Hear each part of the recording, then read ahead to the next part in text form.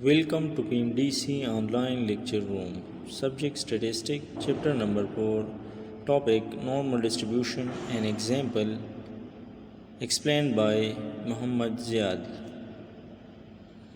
Example number first, 4.1. If x has a uniform distribution over the interval 2 and 4, find probability of 2 is less than or equal to x is less than or equal to 3.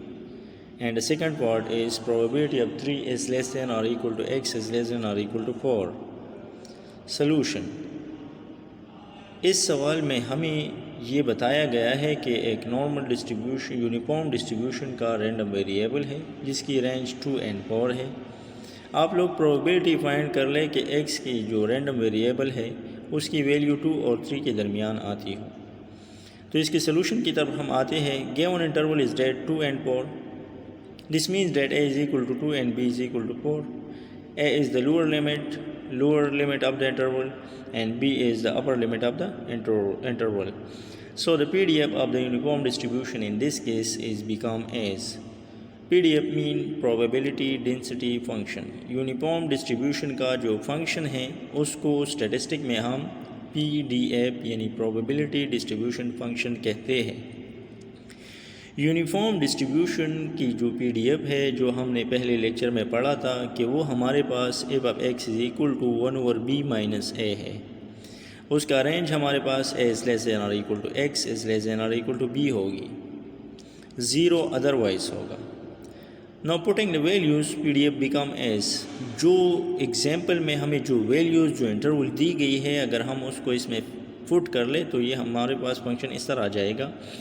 f of x is equal to 1/b minus a, b is equal to 4, a is equal to 2, 4 minus 2 is equal to 2. So 1/b minus a हमारे पास 1/2 के बराबर आ जाएगी। if a is equal to 2 is less than or equal to x is less than or equal to b. आप लोग यहाँ पर देखें a की जगह हमने 2 और b की जगह हमने 4 पुट किया है। Now अब हमसे प्रोबेबिलिटी रिक्वायर्ड है कि प्रोबेबिलिटी आप लोग फाइंड कर लें कि x की वैल्यू 2 और 3 के दरमियान हो। तो इसकी प्रोबेबिलिटी हम इस तरह फाइंड कर लेंगे, इंटीग्रल 2 and 3 1/2 dx।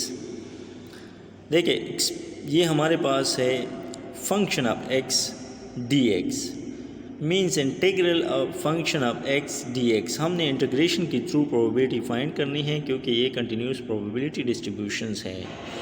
इसमें से वैल्यू पुट कर ले तो a integral 3 1/b minus a dx ये आ जाएगा। उसमें वैल्यू पुट करके 2 इंटीग्रल 3 1/2 dx आ गई।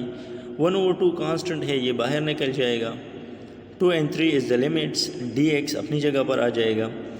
x हमारे पास 1/2 तो इस तरह आ जाएगा, d और इंटीग्रेशन एक दूसरे के साथ कैंसिल हो जाएंगे और x की पावर हमारे पास आ जाएगी x with the limit of 2 and 3 आ जाएगा।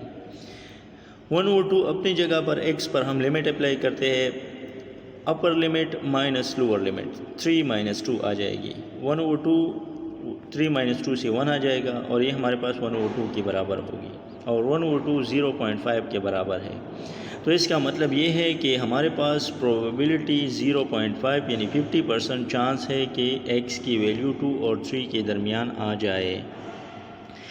दूसरे जुज़ में हमें ये भी कहा है, दूसरे सेक्शन में हमें ये भी कहा है कि आप लोग ये भी प्रोबेबिलिटी फाइंड कर लें कि अगर x की वैल्यू 3 और 4 के दरमियान आ रही हो तो यहाँ पर हम लिमिट में सिर्फ 3 और 4 लगाएंगे 2 और 3 के बजाय। वही लिमिट अप्लाई हो जाएगी, PDF 1/2 है वही। तो ये हमारे पास आ जाएगा integral with the range of 3 and 4 1/2 dx, 1/2 constant बाहर, 3 integral with the range of 3 and 4 dx आ जाएगा। d और इंटीग्रल कैंसिल हो जाएंगे, 1/2 x और लिमिट्स x पर अप्लाई होकर 3 and 4, 1/2 अपनी जगह पर upper limit minus lower limit 4 - 3 आ जाएगी। ये हमारे पास 1/2 4 - 3 से 1 आ जाएगा, 1/2 1 आ जाएगा, ये 1/2 के बराबर। This means that there are 50% chance that the x value lies between the 3 and 4 if x has the uniform distribution over the range of 2 and 4। Second example हमारे पास 4.2 है जिसमें हमारे पास है, हमें दिया गया है if x follows uniform distribution over the range of -1 and 3। आप लोग इस स्टेटमेंट की तरफ देखें, x जो ये निशान आप लोगों को नज़र आ रहा है, इसका मतलब है फॉलोज़, u का मतलब है यूनिफॉर्म डिस्ट्रीब्यूशन, -1 a के बराबर जो उसका लोअर लिमिट है, 3 b के बराबर जो उसका अपर लिमिट है। ये हमें दिया गया है। रिक्वायर्ड क्या है? रिक्वायर्ड ये है कि find the mean, variance and standard deviation for this continuous uniform random variable. इस x के लिए आप लोग मीन फाइंड कर ले, वेरिएंस फाइंड कर ले, स्टैंडर्ड डेविएशन फाइंड कर ले। बहुत ही ईजी है। पहले लेक्चर्स में मैंने आप लोगों को यूनिफॉर्म डिस्ट्रीब्यूशन के प्रॉपर्टीज़, जो हमारे पास एक्सपेक्टेड वैल्यू ऑफ x और वेरिएंस ऑफ x थी, वो मैंने समझाई थी आप लोगों को। यहाँ पर वही हम यूज़ करेंगे। तो आप लोग सोल्यूशन की तरफ देखें। Given interval is that -1 and 3, this means that a is equal to -1, 3 is equal, b is equal to 3. So the PDF of the uniform distribution in this case is become as that. Uniform distribution की PDF probability density function 1/b-a है। Range हमारे पास as less than x as less than b है। अगर हम उसमें -1 और 3 जो वैल्यू है वो पुट कर ले तो हमारे पास फंक्शन इसी तरह जाएगा 1/b-a, b 3 है और -1 a हमारे पास -1 के बराबर है। -1 -3 -1 माइनस माइनस प्लस हो जाएंगे, तो हमारे पास 3 + 1 आ जाएगा 1/4। आप लोग यहाँ पर देखें PDF हमारे पास 1/b-a, जिसमें हम वैल्यू पुट करके हमारे पास आ जाएगी 1/4। रेंज हमारे पास उसी तरह a -1 के बराबर है, is less than x is less than b is equal to 3, b 3 के बराबर हैं। ये तो हमारे पास आ गई PDF। अब हमने मीन फाइंड करनी है। Mean by definition expected value of x e(x) के बराबर है, जो हमने फाइंड किया था कि a + b / 2 के बराबर है यूनिफॉर्म डिस्ट्रीब्यूशन। यूनिफॉर्म डिस्ट्रीब्यूशन के मीन जो है a + b / 2 है। इसमें वैल्यू पुट करके a = -1 + b = 3 / 2 आ जाएगा, 2/2 ये 1 आ जाएगा। This means that mean of the uniform distribution in this case is equal to 1। Now the second requirement is the variance. So by definition variance of x, v of x is equal to b minus a whole square divided by 12, जो हमने पहले derive किया था पहले lectures में। जो properties of the uniform distribution हैं उसमें हमने मीन और वेरिएंस को फाइंड किया था। तो वेरिएंस हमारे पास आया था b minus a whole square divided by 12। उसमें आप लोग b और a की वैल्यू पुट करेंगे तो हमारे पास 4² आ जाएगा। ये हमारे पास बराबर है 1.333 के, और this means that this is the variance of the uniform distribution in this case. Standard deviation हमने फाइंड करना है। जब आप लोग वेरिएंस फाइंड कर ले तो स्टैंडर्ड डेविएशन बहुत ही इजी है, क्योंकि स्टैंडर्ड डेविएशन हमारे पास simply root of the variance है। Standard deviation is equal to root of the variance, under the root of the variance 1.33 is equal to 1.155। Standard deviation हमारे पास 1.155 के बराबर आ गई है। सारे रिक्वायरमेंट कंप्लीट हो गए हैं। अब हम आते हैं एक बहुत ही इम्पोर्टेंट बेसिक फाउंडेशंस डिस्ट्रीब्यूशन की तरफ, which is known as the father of the continuous probability distribution or the probability distributions. The normal continuous probability distribution is the most common and useful amongst all known distributions. Is considered as the cornerstones of the modern statistical theory because many natural phenomena like the age, weight, height, IQ, grade, temperature, income, etc.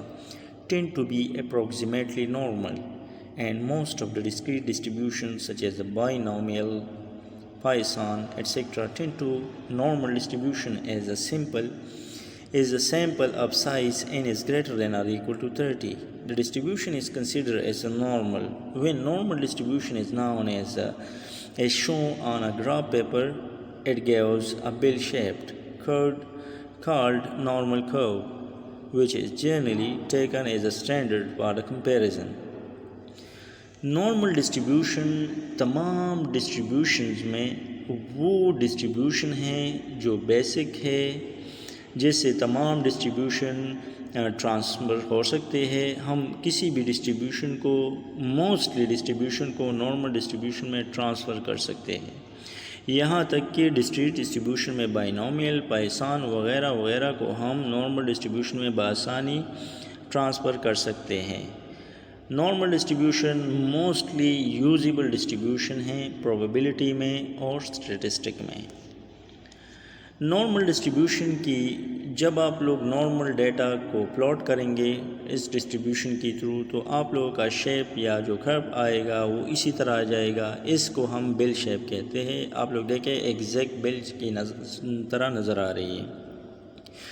अब आप लोग यहाँ पर देखें, इसमें कुछ descriptions भी हैं जो बाद में आप लोगों की समझ में आ जाएगी, लेकिन यहाँ पर मैं उसे थोड़ा सा डिस्क्राइब करना चाहता हूँ। जो यहाँ पर आप लोगों को ये ब्लू कलर की एरिया नज़र आ रही है, ये मीन से mean plus standard deviation, mean minus standard deviation, इस रेंज में 34% एरिया आती है।